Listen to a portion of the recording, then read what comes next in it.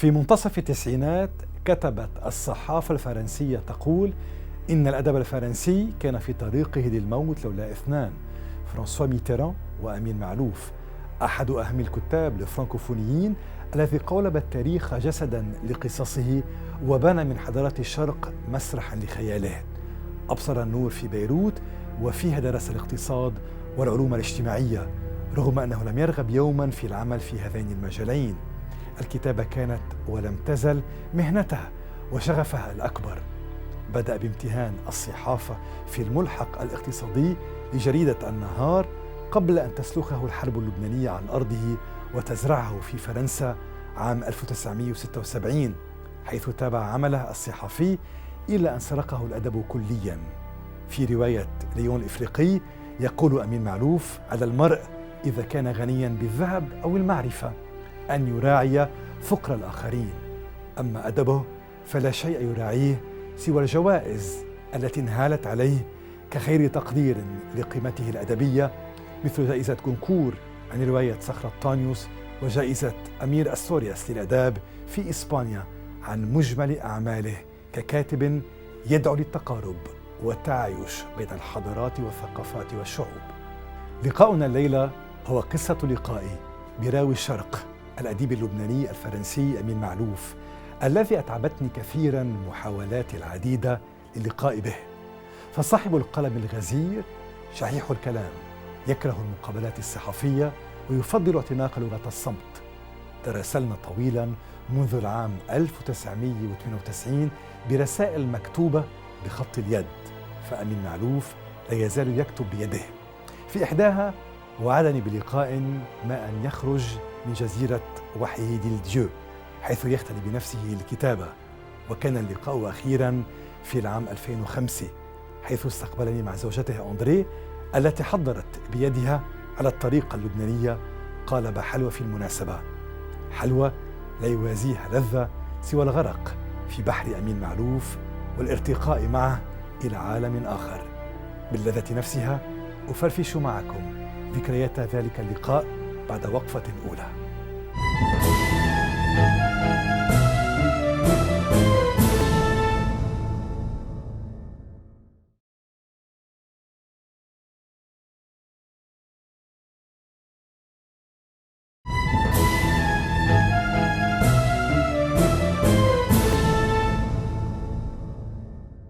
يقول أمين معلوف: لا تعجب لشيء، إن للحقيقة وجهين وللناس أيضا، أما هو فله وجه واحد وحقيقة واحدة يترجمها بلغتين. اللغة العربية هي لغتي، وهذه اللغة اللي حكيتها معظم حياتي وكتبت فيها.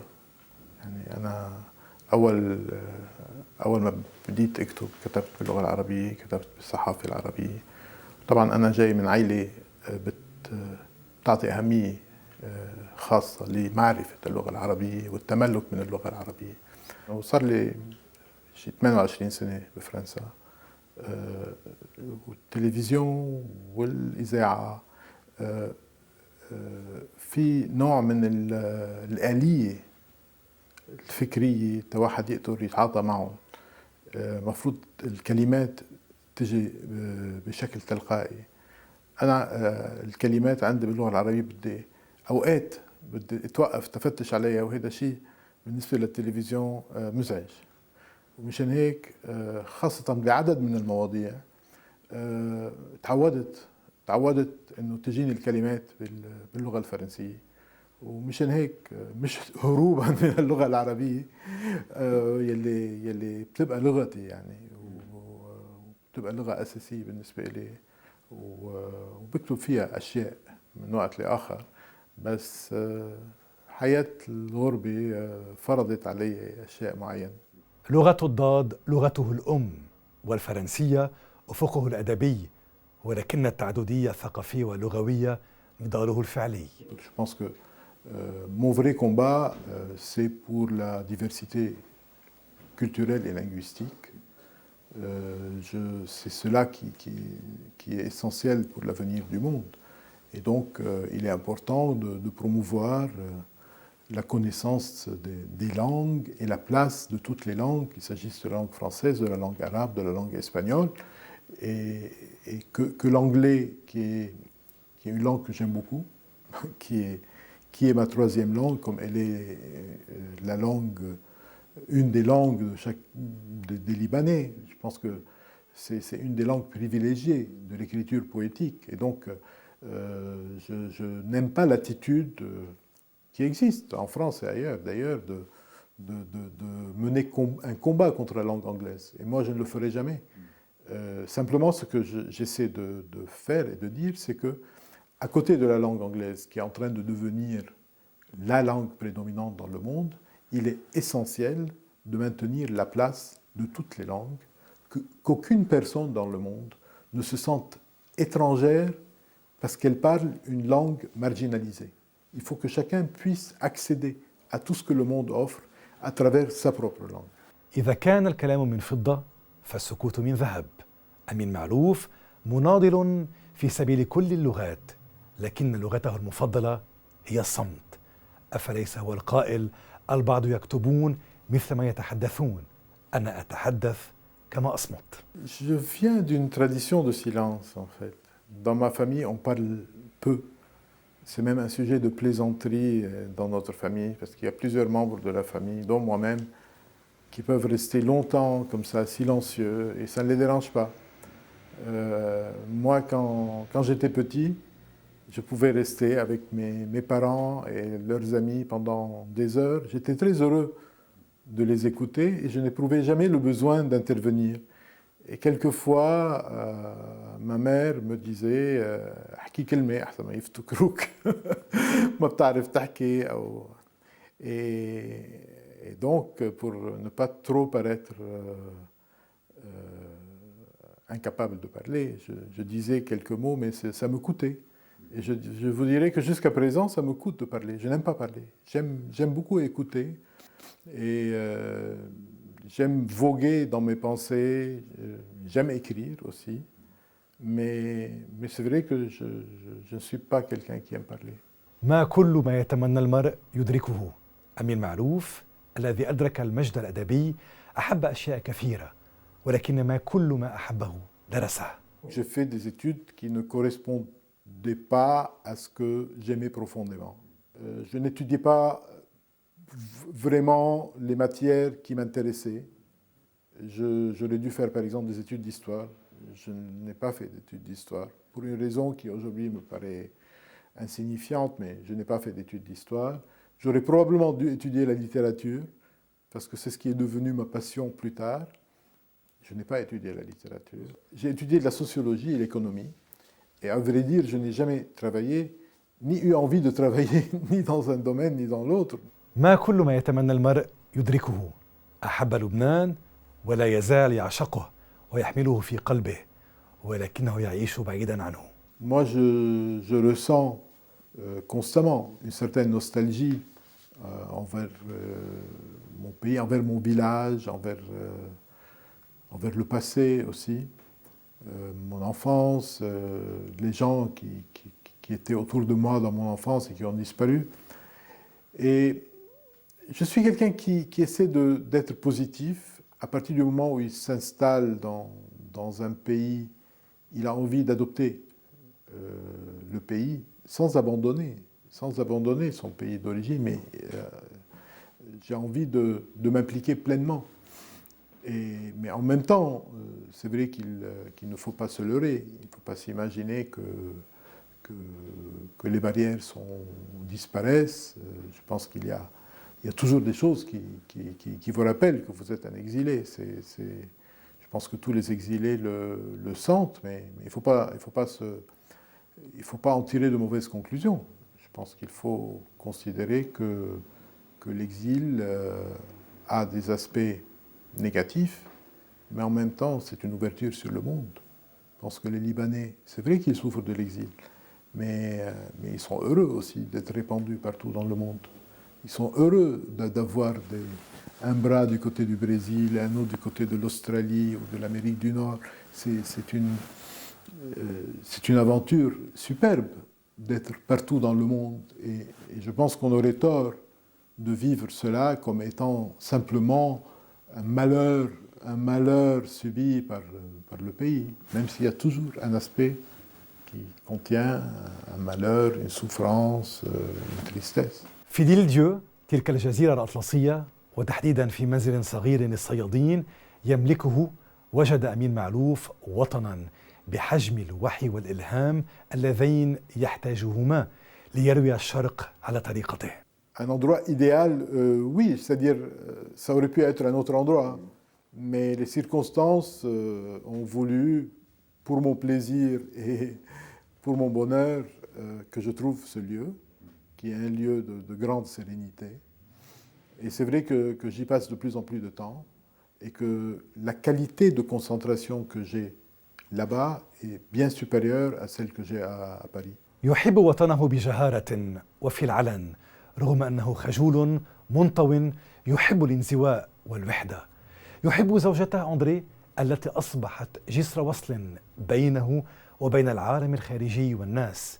أما هو فتماما مثل لبنان جسر عبور بين الشرق والغرب. Je pense que quand on est un peu à la frontière entre deux mondes, on a envie que chacun de ces deux mondes comprenne l'autre.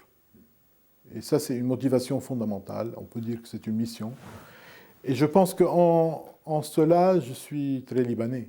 Je pense que ce que je fais, c'est ce qu'un Libanais a envie de faire, en réalité. Essayer de traduire le monde arabe pour l'Occident et traduire l'Occident pour le monde arabe, jouer un peu les passerelles.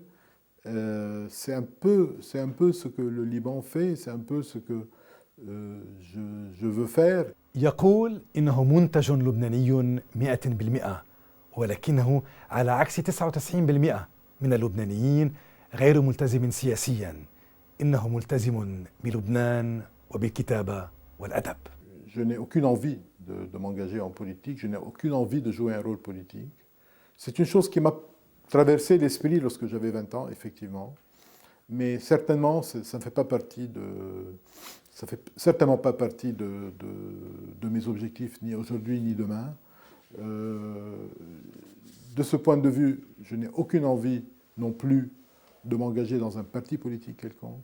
Je n'ai aucune envie de m'engager dans une action politique, quelle qu'elle soit. Je suis vraiment très loin. Je m'intéresse toujours à la politique, mais je m'y intéresse uniquement, mais exclusivement, en tant qu'observateur. J'ai fait un choix un jour dans ma vie, un choix qui est irréversible, c'est de m'occuper de littérature. Et c'est un choix qui, je ne dirais pas qu'il me satisfait tous les jours, mais dans l'ensemble, c'est un choix qui m'a donné des satisfactions, qui m'a réconcilié avec moi-même. Je pense que c'est ce que j'ai toujours eu envie de faire, même si à certains moments de ma vie, je n'en avais pas vraiment conscience. Et certainement que je ne changerai pas ce choix-là jusqu'à la fin de ma vie. لن يغير خيار الاهتمام بالأدب، فهل يتمنى أن تغير كلماته وكتاباته العالم؟ Si, je souhaite voir le monde changer, et il y a à l'intérieur de moi un bouillonnement qui n'est pas plus faible aujourd'hui qu'il ne l'était lorsque j'avais 20 ans. En même temps, j'ai un autre moyen de manifester cette envie de voir le monde changer.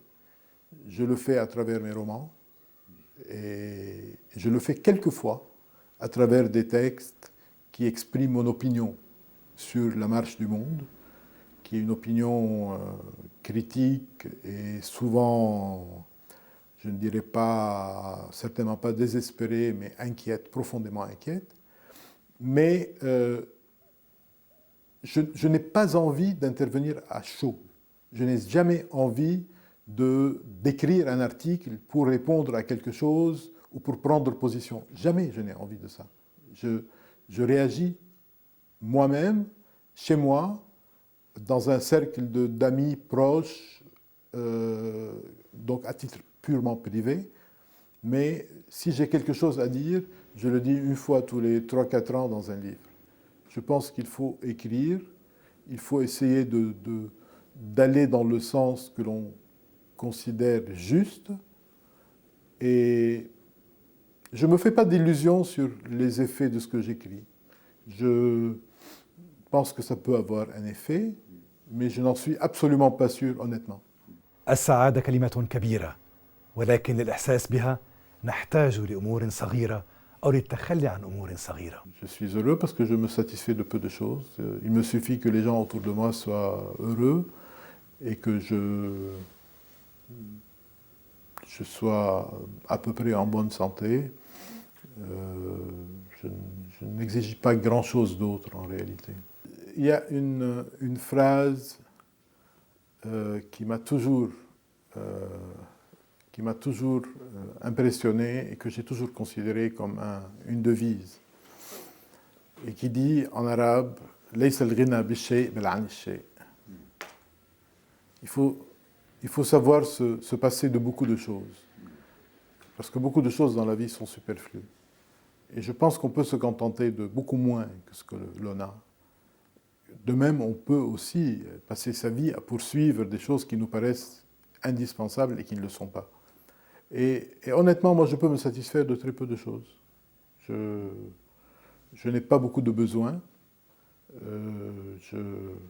J'aime bien profiter de la vie quand des choses se présentent, mais je suis totalement capable, comme un chameau du désert, de traverser de longues routes sans boire et sans manger. الكتابة هل هي سعادة أمين معروف؟ وعن ماذا تخلى كرمة لعينيها؟ Heureux est un mot un peu complexe. Écrire, ce n'est pas seulement du bonheur. Il y a le bonheur, il y a aussi la souffrance, il y a l'épreuve, il y a l'angoisse. Et donc le fait d'écrire n'est pas une joie permanente. En tout cas, moi, je ne le vis pas comme cela. J'ai plutôt l'impression qu'il y a aussi tous les jours des souffrances. Je suis quelqu'un d'exigeant. Et donc, je ne me satisfais jamais de ce que je fais. Je n'écris jamais une page sans la relire 20 ou 30 ou 40 fois et de modifier des choses. Et donc, ce n'est pas une fête permanente. Mais en même temps, je fais ce que j'ai envie de faire. J'ai choisi cette vie. On ne m'a pas obligé. J'assume ce choix et je ne le changerai pas. On vient d'en parler, j'ai renoncé une fois pour toutes à un autre univers que celui de l'écriture. Mais ça ne me coûte pas vraiment. Et c'est vrai qu'il y a une sorte de vie mondaine à laquelle j'ai renoncé pour vivre un peu en ermite. Mais ça aussi, ça ne me coûte pas du tout. من الصعب قطع متعة الاستماع إلى أمين معروف. نعود بعد هذا الفاصل.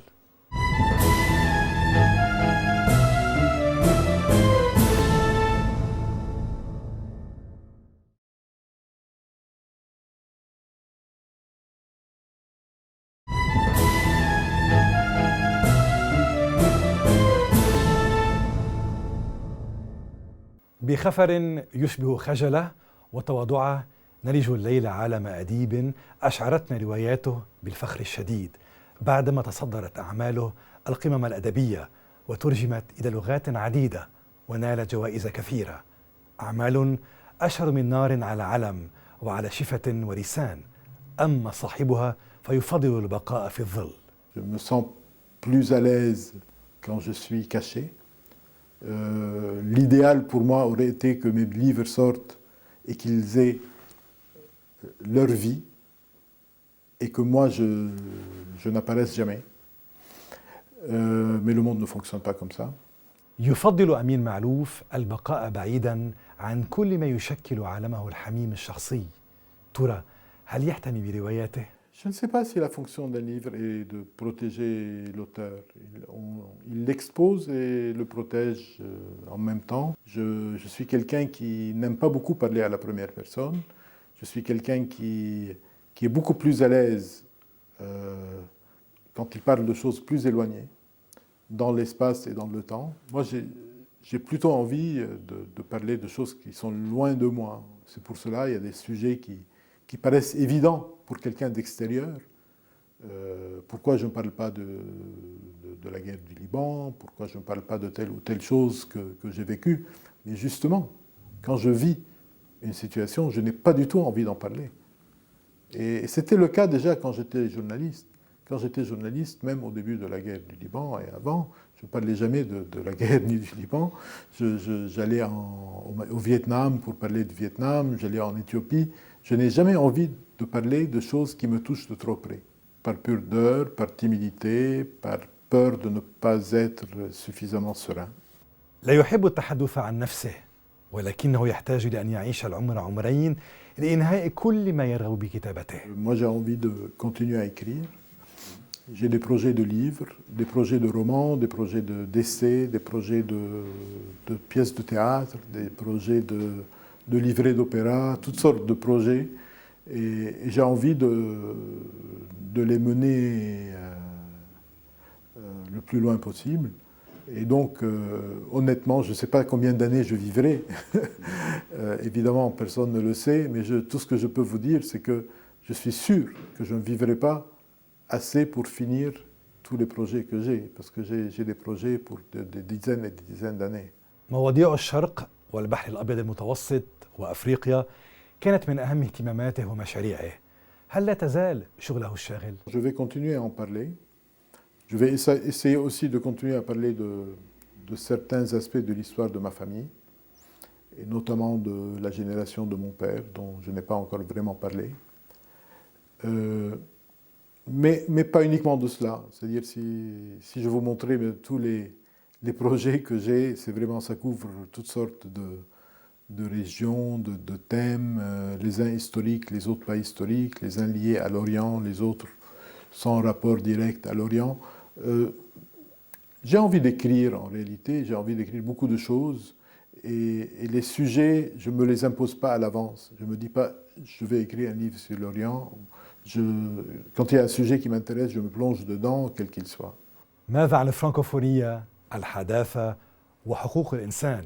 هذه الموضوعات التي لطالما أثارت اهتمامه. Les droits de l'homme, c'est un mouvement de fond qui est apparu dans l'histoire lentement et tardivement. Et il y a encore beaucoup à faire, même s'il y a beaucoup de choses qui ont été faites, mais c'est un chantier pour tout l'avenir de l'humanité. Essayer de développer ces droits, de les comprendre, de les évaluer à chaque époque. La modernisation, c'est une notion qui est ambiguë. Je pense qu'à chaque étape, il y a des choses nouvelles qui apparaissent, et on a le devoir de faire le tri entre ce qui mérite d'être considéré comme un progrès et ce qui ne l'est pas. Tout ce qui est nouveau n'est pas un progrès. La francophonie, ça se situe à un autre niveau, c'est-à-dire la langue française est une langue parmi d'autres. Je n'ai pas le sentiment qu'elle ait un droit à apparaître comme ayant une vocation supérieure à celle d'une autre. بعضنا يحلم بالحب، بالسعادة وبالنجاح. أمين معلوف بماذا يحلم؟ Moi, je fais toujours la distinction entre mes rêves et la réalité du monde. Si vous me demandez si je rêve d'un monde où les cultures peuvent coexister, où les gens ne subissent pas la discrimination à cause de leur langue ou de leur origine ou de leur croyance ou de leur couleur ou de leur sexe, je dis que oui, je crois à cela et je me battrai toujours pour cela.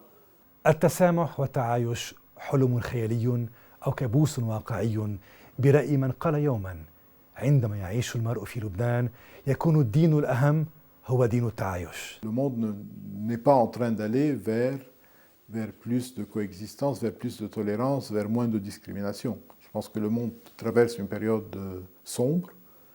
Et si je suis un homme réaliste, ce que je crois être, je ne peux qu'être inquiet. Je pense que le monde est en phase de régression dans beaucoup de domaines. Nous pensions qu'il allait y avoir un progrès dans tous les domaines, dans le domaine de la démocratie, de la liberté, des droits de l'homme, de la coexistence, de la capacité de comprendre l'autre. Et moi, je me suis employé effectivement à mon niveau, dans le cadre qui est le mien, à établir des petites passerelles. Mais je dois constater que le monde ne va pas du tout dans cette direction et que les gens qui pensent comme moi sont des marginalisés de plus en plus et ils ont l'air de naviguer à contre-courant. Mais ce n'est pas grave, il faut naviguer à contre-courant. يسبح عكس التيار فهو يؤكد بأنه مواطن من العالم يحمل ثقافات عدة وأوطانا عديدة ولكنه في قرارة نفسه يعتبر عائلته بمثابة وطنه الوحيد. C'est vrai que j'ai une tendresse particulière pour ce lien familial parce que c'est un lien qui ne débouche ni sur la violence, ni sur une forme d'exclusivité, ni sur une forme de discrimination. C'est un lien purement bénin. Des gens qui portent le même nom, qui sont vaguement issus d'un même ancêtre et qui, à cause de cela, se reconnaissent entre eux et ressentent une sorte de solidarité entre eux. C'est vrai de ma famille, comme c'est vrai de beaucoup de familles. C'est une réalité, je pense, au Liban et d'ailleurs ailleurs, mais au Liban plus qu'ailleurs peut-être, qui est vécue. Et donc, c'est vrai que j'ai une tendresse pour cette forme de lien, mais bon, je n'en fais pas une montagne. لا يعظم الأمر ولكنه قال يوما جملة عظيمة: أجدادنا هم أولادنا، ننظر إليهم عبر ثغرة في الجدار، نراهم يلعبون في غرفهم لكنهم يعجزون عن رؤيتنا. C'est vrai que j'ai éprouvé une profonde émotion à l'égard de ses ancêtres. Il y a un endroit aussi dans le livre où je dis que vous avez été mes géniteurs et moi je suis en retour votre géniteur tardif ou quelque chose comme ça. Et c'est vrai, j'avais l'impression qu'ils ont été mes pères et que je suis tardivement leur père à partir du moment où je les découvre enfants, grandissants, je les découvre jeunes et j'ai une attitude protectrice envers eux. عائلته وطنه، أجداده أولاده، أما هويته فأمر مختلف.